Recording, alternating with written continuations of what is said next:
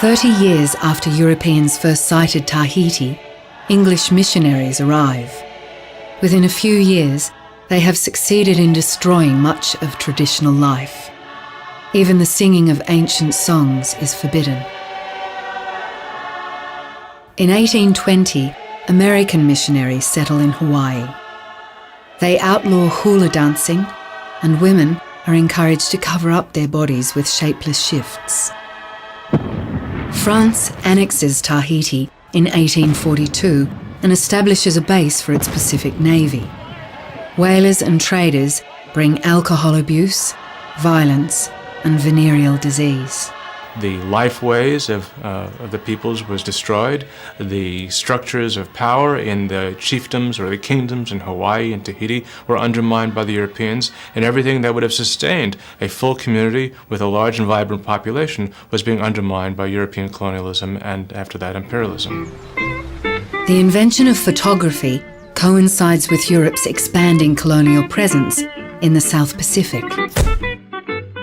European photographers document the customs and traditions of Pacific Islanders.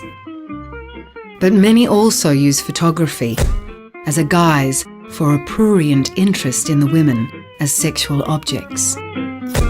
They pay island women to pose bare-breasted in tropical studio settings created for added allure. Photographic realism confirms for Westerners that the legendary island girl exists and is as exotic and beautiful as they were led to believe.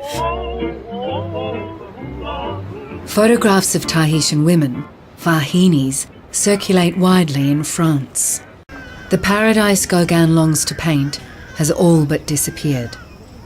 But it doesn't take him long to find both his models and his lovers. There is the practical matter that as an artist, he had the need to find models. So if you could combine your model and your lover, something, of course, which French artists in the 19th century, from Delacroix forward, always did, that was the ideal. Gauguin eventually marries his muse, a 14-year-old girl, Tea Amana, at a time when he's suffering from acute syphilis.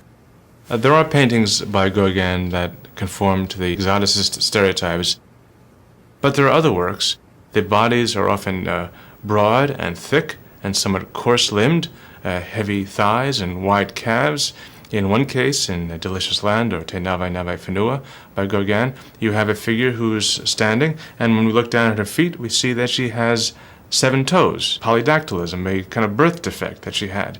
To include something like that in a painting is bizarre and strange. She also has pubic hair. Very rare for European painters, for French painters, to include pubic hair, because to do so is to acknowledge that women have their own independent sexuality.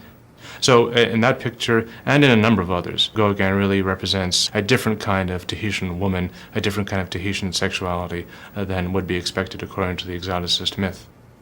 Gauguin's close involvement with Tahitians and their culture has a profound impact on his work and his beliefs. He begins to promote and defend indigenous rights against violations by French officials and the Catholic Church. At that point, he's no longer a French colonialist at all. He becomes somebody who has really gone the other way. He has, in the language of the French colonialists, become onkanake, Kanakaized, nativized. The whole concept of sex and the erotic images of Hawaii really came into play during the World War II. Everything from the souvenirs, the little Nodder doll moving, to the nude girl that moves in the little case. And so sex sold. It was, and they gave it to him in a million different ways. That's why when you see the images, it's always that same thing, you know, the topless girl, the long hair swinging in the breeze, the guy, that fantasy of being on the beach, you know, in his aloha shirt, the hula girl by his side. The ironic thing is we get a lot of these great things come back from the Midwest, always in good condition, because you know that when it came home, Sally Ann got a hold of it and it went right in a drawer.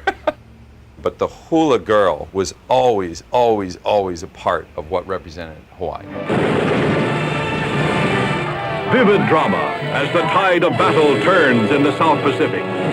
The end of World War II generates a spate of popular movies that use the South Pacific as a backdrop for love and war. Romance, to make one truly younger than springtime. Matchless music by Richard Rodgers. Lyrics by Oscar Hammerstein II. Rodgers and Hammerstein's South Pacific. A thing of beauty, a joy forever.